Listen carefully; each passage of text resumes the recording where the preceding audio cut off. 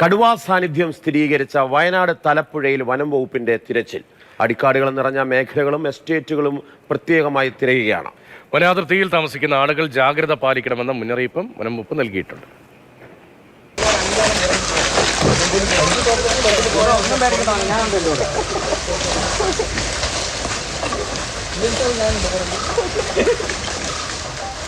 കഴിഞ്ഞ കുറേ ദിവസങ്ങളായി കടുവയുടെ സാന്നിധ്യം മൂലം ഭീതി നിലനിൽക്കുന്ന തലപ്പുഴ മേഖലയിലെ കമ്പിപ്പാലം, ജോൺസൺ കുന്ന്, അതുപോലെ പാരിസൺ എസ്റ്റേറ്റ് തുടങ്ങിയ പ്രദേശങ്ങളിലാണ് ഇന്ന് വ്യാപകമായ തെരച്ചിൽ നടക്കുന്നത്. നോർത്ത് വയനാട് ഡിവിഷന് കീഴിലുള്ള വനം ഡിവിഷന് കീഴിലുള്ള പ്രദേശങ്ങളാണ്. 4 റേഞ്ച് ഓഫീസർമാരാണ് തിരച്ചിലിന് നേതൃത്വം നൽകുന്നത്. പേര്യ, മാനന്തവാടി, ബേഗൂർ റേഞ്ചുകളിലെ റേഞ്ച് ഓഫീസർമാരുടെ നേതൃത്വത്തിലാണ് 4 സംഘങ്ങളായി തെരച്ചിൽ നടക്കുന്നത്. എന്തായാലും ജനങ്ങൾക്ക് ആശ്വാസം പകരാനുള്ള നടപടികളാണ് വനംവകുപ്പിന്റെ ഭാഗത്തു നിന്ന് ഉണ്ടാകുന്നത്. പല സ്ഥലത്തും കഴിഞ്ഞ ദിവസങ്ങളിൽ കടുവയെ നേരിൽ കണ്ടിരുന്നു. വനംവകുപ്പിന്റെ ക്യാമറ ട്രാപ്പിൽ തന്നെ കടുവയുടെ ചിത്രം പതിഞ്ഞു. അതോടൊപ്പം തലപ്പുഴ ടൗണിൽ മാനന്തവാടി തലശ്ശേരി പാതയ്ക്ക് സമീപത്ത് ക്ഷീരസംഘത്തിന്റെ CCTVയിലും കടുവയുടെ ചിത്രം പതിഞ്ഞു. അതോടെയാണ് ആളുകൾ കൂടുതൽ ഭീതിയിലായത്. പക്ഷേ ഏതെങ്കിലും രീതിയിൽ വളർത്തുമൃഗങ്ങളെ പിടികൂടുകയോ മറ്റേതെങ്കിലും തരത്തിലുള്ള രീതിയിൽ ഉള്ള ആക്രമണ സ്വഭാവമോ കടുവയുടെ ഭാഗത്തു നിന്ന് ഉണ്ടായിട്ടില്ല. എന്തായാലും ക്യാമറ ട്രാപ്പിൽ ചിത്രങ്ങൾ ലഭിച്ചതോടുകൂടി ആണ് കൂടുതൽ നടപടികളിലേക്ക് വനം വകുപ്പ് കടക്കുന്നത്. ഇപ്പോൾ കിട്ടിയിരിക്കുന്ന ഒരു കടുവയുടെ ഇതാണ്, കാൽപ്പടങ്ങളാണ് കിട്ടിയിട്ടുള്ളത്. 43-ാം മൈലിൽ കിട്ടിയിട്ടുള്ളത്. വലിയ കാടുകളിൽ നിന്നും കടുവ ഇടയ്ക്ക് ഇറങ്ങി വരുന്നുണ്ട്. എന്നിട്ട് ചെറിയ പാച്ചുകളായിട്ടുള്ള ഒരു 3 ബിറ്റുകളായിട്ട് പ്രധാനമായിട്ടും കിടക്കുന്നുണ്ട്.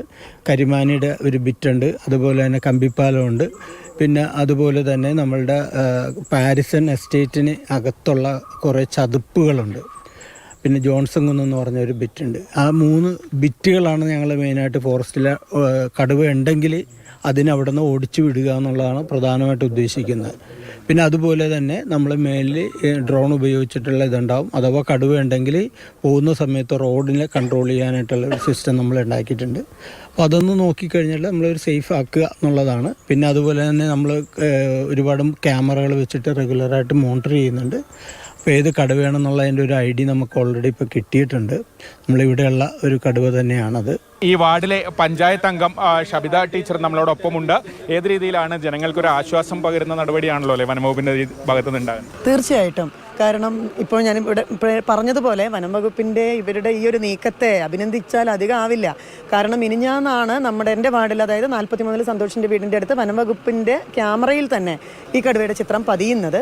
ചെറിയൊരു ശബ്ദം കേട്ട് ആ വീട്ടുകാർ വിളിക്കുന്ന സമയം തന്നെ RRTയുടെ ഒരു വണ്ടി, ഫോറസ്റ്റ് ഡിപ്പാർട്ട്മെൻറ്റിൻ്റെ മറ്റൊരു വണ്ടിയും അവിടെ എത്തുകയും അവരെ ആശ്വസിപ്പിച്ചുകൊണ്ട് അന്ന് രാത്രി മുഴുവൻ ആ പ്രദേശവാസികൾക്ക് കാവലായി ഉറക്കമൊഴിച്ചുകൊണ്ട് ഇവരവിടെ നിൽക്കുകയായിരുന്നു ചെയ്തിരുന്നത്. ഏത് പാതിരിക്ക് ഒരു വിളി മാത്രമേ ആവശ്യമുള്ളൂ. അപ്പോഴുള്ള വിവരങ്ങളടക്കം അവർ അപ്ഡേറ്റ് ചെയ്യുന്നുണ്ട്. കാരണം ഇവർ ഞങ്ങളുടെ കൂടെയുണ്ട്, ജനങ്ങളുടെ കൂടെയുണ്ട് എന്നുള്ളതൊരു വലിയ ആശ്വാസമാണ്. ഇന്ന് എന്തായാലും കടുവയെ കണ്ട 3 പ്രദേശങ്ങളിൽ വ്യാപകമായ തെരച്ചിൽ നടക്കുകയാണ്. ഷമീർ മച്ചിങ്ങലിനൊപ്പം കമൽ, മാതൃഭൂമി ന്യൂസ്, വയനാട്.